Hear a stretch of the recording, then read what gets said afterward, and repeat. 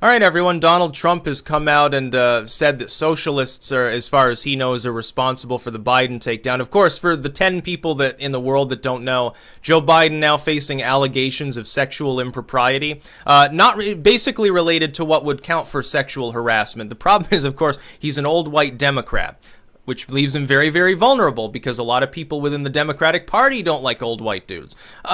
So there's a lot of racism and sexism now within the Democratic Party. It's more prevalent than it has been. It was always simmering there. Like, they were the party of the Klan, and they still are trying to get people to basically be their slaves. So it's called the Democratic Plantation for a reason. I hate to do the Dems are real racist sort of thing, but it is actually true. But Trump isn't wrong now, is he? I mean, when you look at Biden's coalition, who supports him? Some of the business Democrats, some of the what count as centrists within the Democratic Party, and then maybe never Trump independents. That's his coalition, which, by the way, is not a small number of people. In a packed field, he wins. Joe Biden probably still becomes the nominee despite this, unless it becomes a lot more prevalent. If he gets Al Franken, like if you have 2 or 3 more women come forward, especially like some of the kids he schmoozed with, and say like, yeah, like Biden put his hand on my ass and he was like feeling me up, he was getting all hot and bothered. I wonder if he ever did it to any dudes. That'd be funny. That would get him more votes. He's a Democrat. I mean, if something like that happens, he probably doesn't actually end up getting in. He'll use an excuse and he'll say, well, I'm still cut up about my son, who died a couple years ago. I'm too old. Someone else needs to take the torch up. He'll use some sort of excuse. He won't tell people the truth. Oh yeah, by the way, I'm afraid if I announce right now that all of a sudden there are going to be 10 more websites that are creepy pictures of me, hugging people a little too close. And the problem is for him, you have footage of it. You have videos, you have fucking animated images and everything else under the sun. We're talking dozens of individuals, possibly hundreds. Any of those individuals could come forward and say, yeah, I felt uncomfortable. And it'll be a Me Too moment because they're not going to be able to ignore it. And the other thing is, you've got to look at the composition of the people who are going to ream him for this, like a Sanders fan or a Kamala fan or certainly a Warren feminist or something.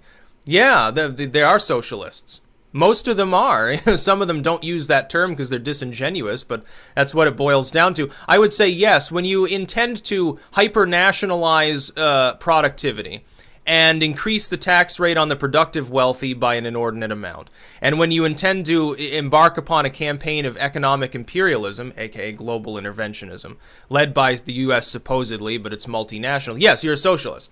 Yeah, just stop mincing words. Look, if that's what you actually believe is right, if you actually do want me to pay like a 60% tax rate, at least fucking be honest about it and don't be a fucking coward. Say it to my face what you actually are. You're a fucking socialist. I think that makes you weird. Yeah, I think that you have weird economic views. I don't agree with you at all. And I'll unfortunately have to defend to my death your right to say the weird shit that you say, like that you want to rob most of the money I make. But at least be honest about it, and some of them are. Bernie Sanders has called himself a socialist for a long time. Cortez she's like, well, I'm a social democrat. No, you're a socialist. There's no difference between the two. Stop fucking lying to people all day. The sort of economic programs that you are proposing would require socialism.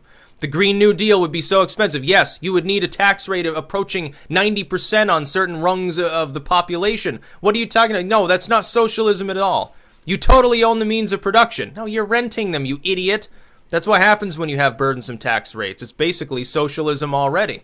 Only thing holding it together is that it's not applied to a bunch of multinationals so that we can afford to give subsidies, cheap handouts to the half the population that can't put enough food on their plates without them. We do that largely on the backs of the successful, working, wealthy, and the upper middle class. People who aren't exactly rich. Yeah, when I'm paying the tax rate that I'm paying, I'm looking at them saying, I wonder how these people became rich in the first place if they have to pay this much every fucking year. Especially the self-employment tax, fucking brutal. But I mean, Trump's right. Yeah, socialists are the ones doing it. It's not like some evil far-righters are trying to take Biden down. Dude, a lot of them are convinced that if Biden is the opponent, that Trump wins hands down, and it's other people they're worried about. Every other Bernie fan just tells me, well, it's Bernie Sanders that Trump is worried about because they know that Bernie will win.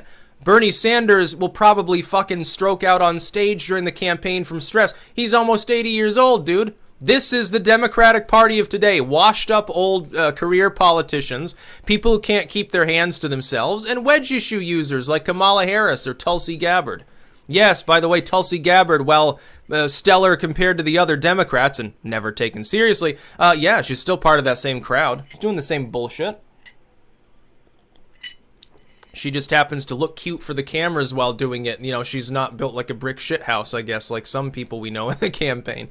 You know, that's what's happening. No. Trump is right. Socialism is a crazy shit, and it has infected the Democratic Party. And it's funny to hear people that are on the left, they avoid that term like the plague. Like, you should just own it. It's like, you did this with the term liberal. I remember like 20 years ago when you'd call someone a liberal. Oh, no, I'm not a liberal.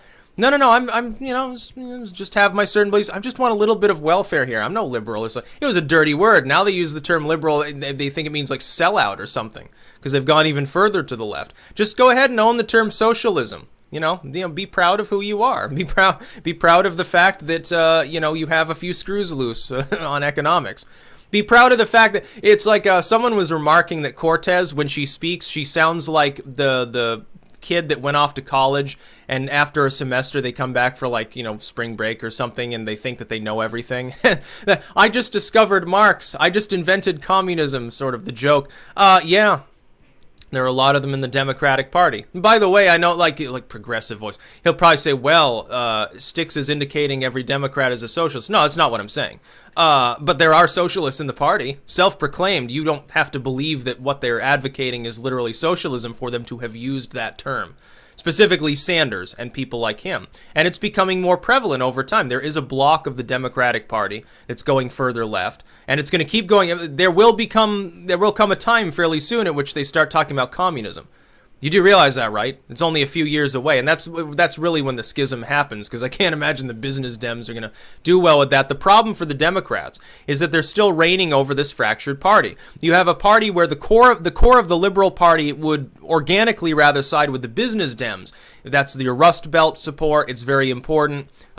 Maybe more wealth in there generally, whereas you've got this smaller but rapidly growing and very, very vicious far left aspect, which is younger, more diverse as well, and which really is beating the whip at the party to try to get it to move in the direction that they want, alienating the business Democrats in the process. This has become their problem. And it's going to fucking stay a problem too. That's what I would predict. I think it's only a matter of time before the party falls apart. Now, if you're a Democrat, don't be too concerned. That doesn't mean the party dies off. What it means is it rises from the ashes in a new form. That is that the corporate liberals will have to temper what they're doing and figure out who they want to partner with. For your sake, hopefully it's the business Dems. Look, let the far left go and vote for the Green Party like they have been anyway, or vote for the American Communist Party. Because that's really their home anyway. They're never going to agree with your ideologies, and they're always going to call you a sellout if you're a standard liberal, you know, which means you only want to tax me 5% more instead of 50% more, so I appreciate that. It's not highway robbery, it's just like, you know, side street robbery, I guess, something like that. I can still get by, it's just that I can afford less ketchup and less MREs. Very, very sad times. Many such cases. That's about all. Peace out.